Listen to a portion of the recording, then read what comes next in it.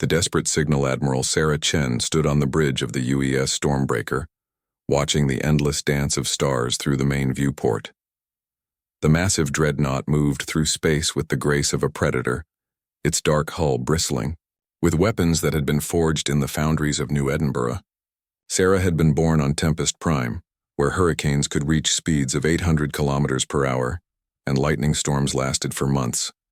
Life there taught you one simple truth. When the storm comes, you either weather it or you die. The bridge was quiet except for the soft hum of electronics and the occasional beep from monitoring stations. Sarah's fleet, the 7th Deep Space Patrol, was on routine patrol along the outer rim territories where human space met the vast, unknown regions of the galaxy. It had been 3 months since their last significant contact with other species, and the crew was growing restless. Dr. Elena Vasquez looked up from her science station, her dark eyes reflecting the glow of her displays. Elena had been raised on Luna Colony, where the thin atmosphere and low gravity had shaped her into someone who noticed every detail, every subtle change in her environment. She was the fleet's chief xenobiologist and had spent the last 10 years studying alien psychology and communication patterns. "Admiral," Elena called out, her voice carrying the slight accent of her Mexican ancestors. "I'm detecting something unusual on the long-range sensors. It's not natural." Sarah walked over to Elena's station, her boots making soft sounds on the deck plating. The bridge crew turned their attention to the science officer, sensing that routine patrol was about to become something else entirely. Captain Rex Harrison, the fleet's Marine commander, stepped closer from his position near the tactical displays. Rex had grown up on Frostworld, where the temperature never rose above -30 degrees Celsius and where pack hunters moved through endless blizzards. His people had learned to hunt in conditions that would kill most species within minutes. "What do you have, Elena?" Sarah asked, studying the sensor displays. Elena adjusted her controls and a complex waveform appeared on her screen. "It's a transmission, Admiral. Highly sophisticated, using quantum entanglement for instantaneous communication across galactic distances. But here's the strange part. It's not from any known species in our databases." The waveform pulsed with intricate patterns that seemed almost musical in their complexity. Elena ran the signal through the fleet's translation protocols, but the computers struggled to make sense of the alien language. After several minutes, fragments of meaning began to emerge from the digital noise. "I'm getting partial translations," Elena reported. "The signal appears to be a distress call, but not like any we've ever encountered. The linguistic patterns suggest a species with highly advanced mathematical thinking, possibly multiple levels of consciousness working in parallel." Sarah frowned as she studied the readouts. In her 45 years, she had encountered 17 different alien species, from the crystalline vegan traders to the gaseous beings of the Helix Nebula.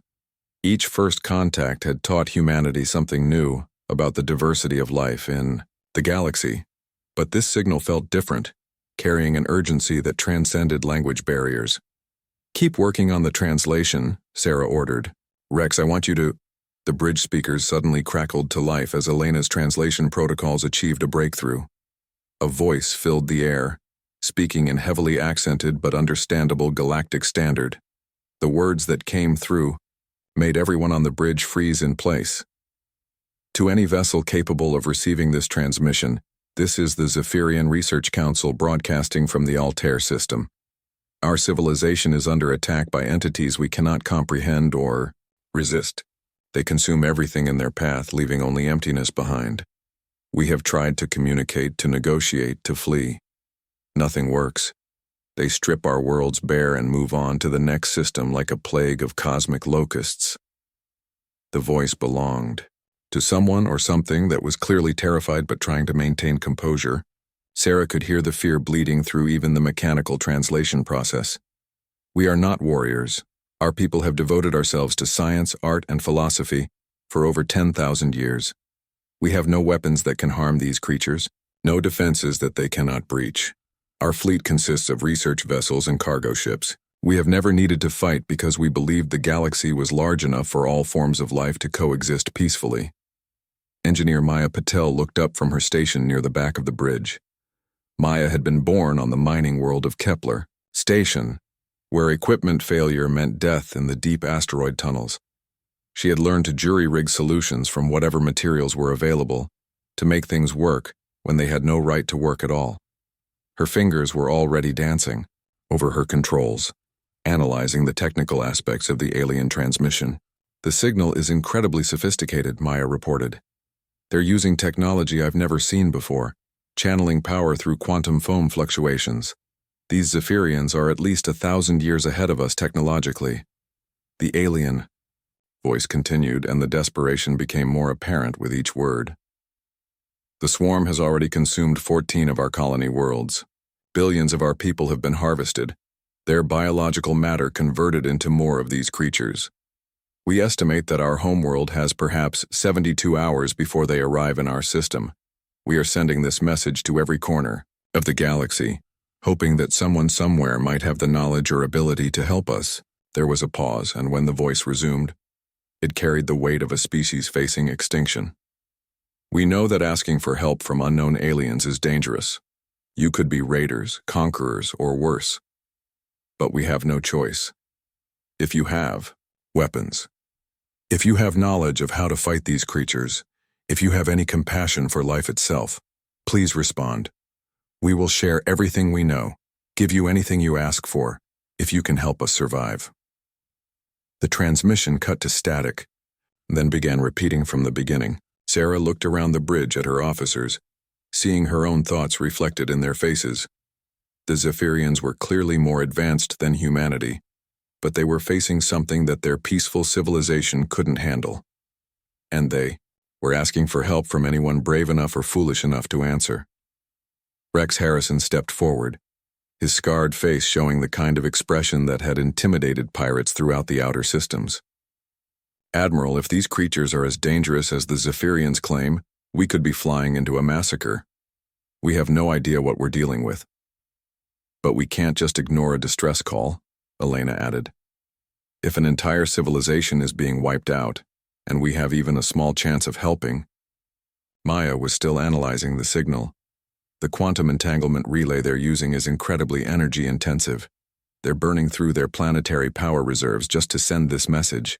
That suggests they're truly desperate."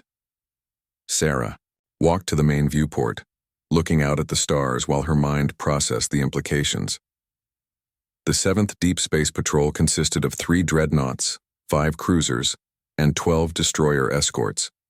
It was a formidable force by human standards, but against an unknown enemy that had defeated an advanced alien civilization, it might not be enough. But that had never stopped humans before.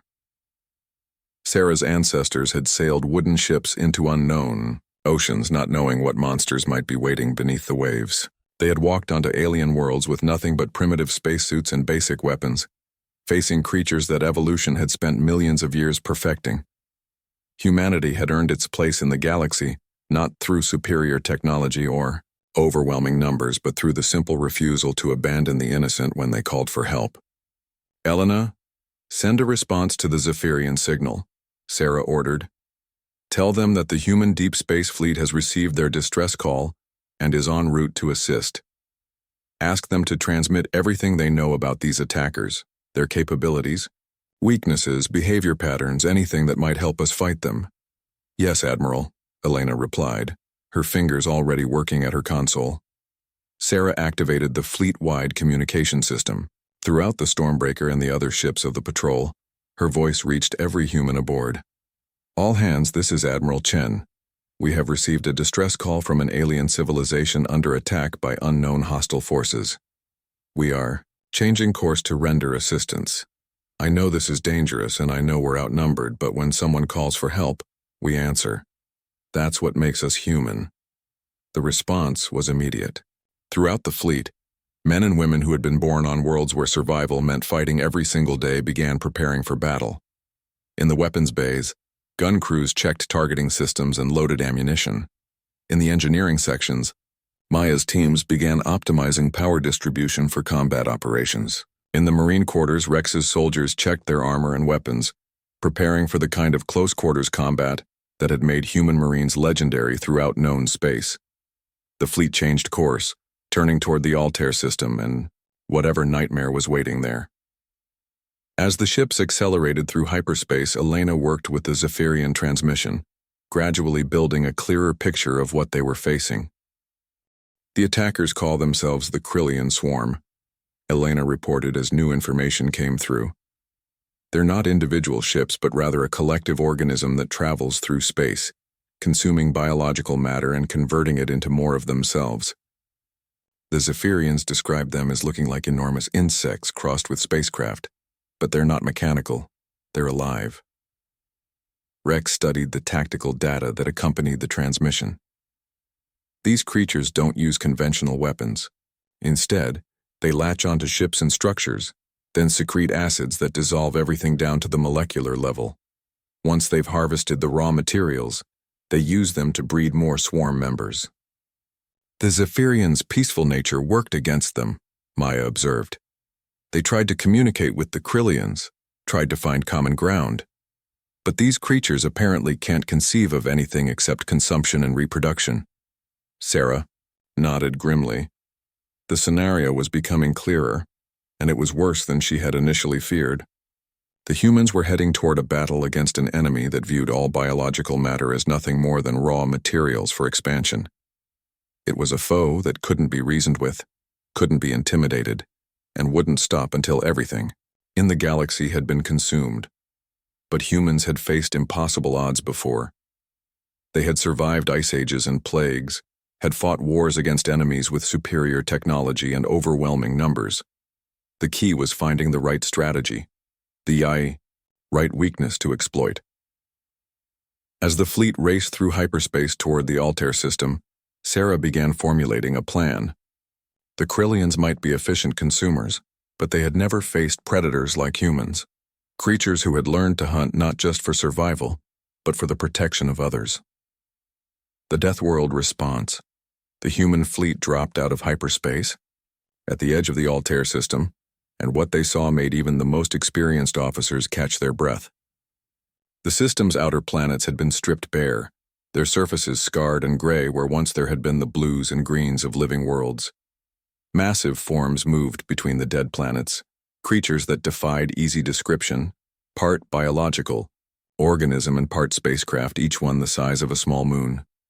"Dear God," Elena whispered from her science station, "there are thousands of them." Admiral Sarah Chen stood at the center of the bridge, studying the tactical displays with the calm focus that had carried her through a dozen battles. The Krillian swarm was everything the Zephyrians had described and worse. The creatures moved through space with undulating motions, their chitinous hulls gleaming with an oily iridescence. Some appeared to be feeding on the remnants of destroyed cities, while others were engaged in what looked like reproduction, budding off smaller versions of themselves. "Admiral," came a transmission from the Zephyrian homeworld. "Human vessels, we detect your arrival. Please be careful. The Krillians have consumed everything in their path. We have less than 30 hours before they reach our planet." Elena had been working with the Zephyrian scientists throughout the journey, building a comprehensive database of Krillian behavior and capabilities. "The swarm operates as a hive mind," she reported. "Individual creatures have minimal intelligence, but they're controlled by larger organisms that serve as command nodes. If we can disrupt their communication network, the smaller creatures should become disorganized." Captain Rex Harrison was studying the tactical data with the eye of someone who had spent his life learning how to kill dangerous things. The Zephyrians tried conventional weapons, energy beams, missile strikes, even nuclear devices. Nothing worked because the Krillians can adapt their biology to resist almost any form of attack. "But they've never fought humans," Maya Patel observed from her engineering station. "They've never encountered a species that learned to hunt on Deathworlds." Sarah smiled grimly. "The Krillians might be adapted for consumption and reproduction, but humans were adapted for something else entirely: survival against impossible odds and the protection of those who couldn't protect themselves. Every human in the fleet had been shaped by worlds that tried to kill them from the moment they were born. "All ships battle formation Echo 7, Sarah ordered. "We're going to show these creatures what happens when they threaten the innocent." The human fleet arranged itself in a pattern that would have been familiar to any student of Earth's military history. It was based on wolf pack tactics, with smaller ships working together to isolate and destroy larger targets, while the dreadnoughts provided covering fire. The formation had been developed during humanity's early expansion into space, when colonial ships faced raiders and pirates in the lawless frontier regions.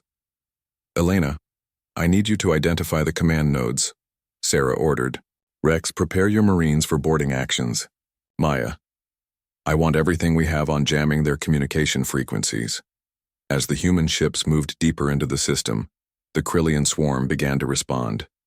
Creatures that had been focused on consuming dead worlds turned their attention to the newcomers. The aliens moved with frightening speed for their size, accelerating toward the human fleet with obvious hostile intent. "Incoming hostiles," the tactical officer reported. "Estimated 60 individual creatures ranging from cruiser-sized to dreadnought-sized. They're approaching in a standard swarm formation." Sarah watched the approaching creatures with the patience of a predator.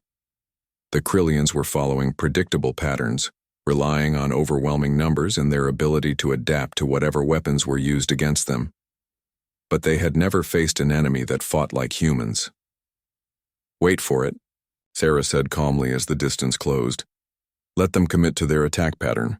The Krillians opened fire with biological weapons, streams of acid that could dissolve conventional armor in seconds, clouds of spores designed to infiltrate ship life support systems, and energy discharges that seemed to come from organs within their bodies.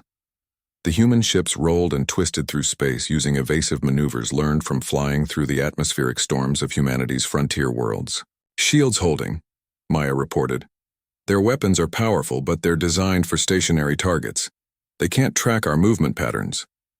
Sarah waited until the Krillians were fully committed to their attack, then gave the order that would change the course of the battle. "All ships execute pattern Omega." The human fleet suddenly dispersed, breaking formation in what appeared to be a chaotic retreat. Individual ships scattered in different directions, seeming to flee in panic from the overwhelming Krillian numbers. It was exactly what the aliens expected, another peaceful species breaking under the pressure of their assault. But the Krillians had never encountered the hunting strategies of Deathworld predators. Rex Harrison's Marines launched from the scattered, human ships in small, stealthed assault craft. While the main fleet appeared to be retreating, the Marines were actually moving to infiltrate the Krillian formation. The aliens, focused on pursuing what they thought were fleeing prey, didn't notice the tiny human craft moving among them. "Boarding parties away," Rex reported from his command post. "We're using the same infiltration tactics that worked against the hegemony pirates. These bugs are about to learn why humans are the galaxy's best close-quarters fighters." Elena had identified 3 massive Krillian organisms that appeared to be coordinating the swarm's movements. "Command nodes confirmed," she reported. "They're the size of space stations, heavily protected by smaller creatures."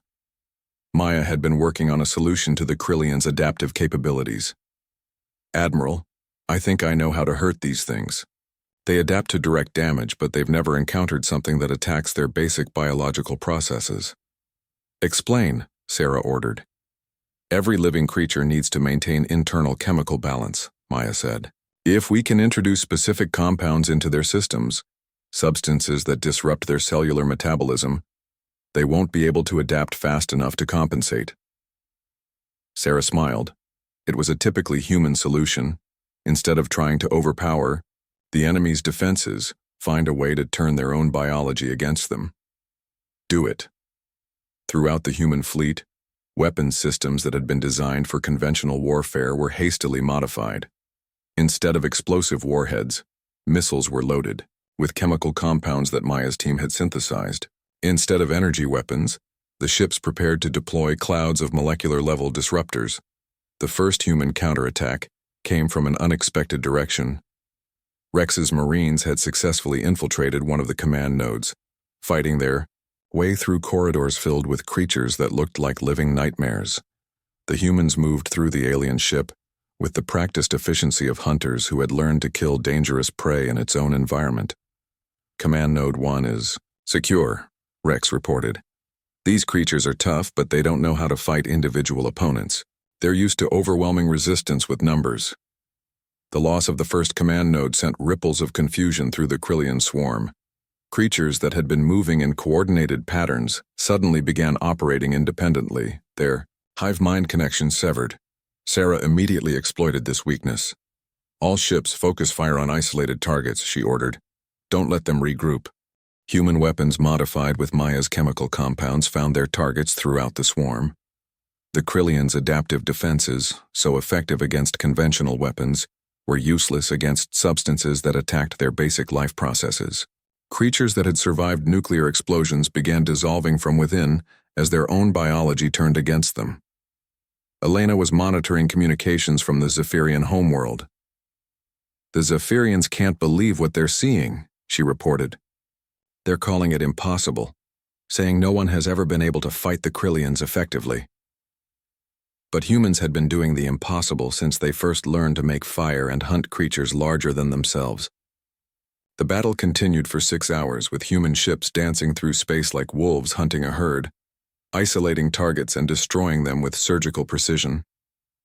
When the last Krillian creature died, the Altair system was finally quiet. Sarah stood on the bridge of the Stormbreaker, looking out at a battlefield littered with the remains of what had once been an unstoppable force. Her fleet had lost no ships and suffered minimal casualties. "Admiral," came a transmission from the Zephyrian homeworld. We cannot express our gratitude. You have saved not just our world, but potentially the entire galaxy. How can we ever repay you?" Sarah smiled, thinking of all the species throughout the galaxy who lived in peace because they had never learned to fight. "You don't owe us anything," she replied. "When someone calls for help, humans answer. That's what we do." As the human fleet prepared to depart, the Zephyrians transmitted star charts showing other systems that had been attacked by Krillian swarms. There were more battles to fight, more innocents to protect. Sarah looked at her officers, seeing the same determination in their eyes that had carried humanity from a single world to the stars. The galaxy had learned something important that day. The most dangerous predators weren't the ones with the biggest teeth or the strongest armor. They were the ones who had learned to care for others, who would travel across the void to answer a desperate call for help. And humanity had just announced to the universe that the age of the Krillian swarm was over.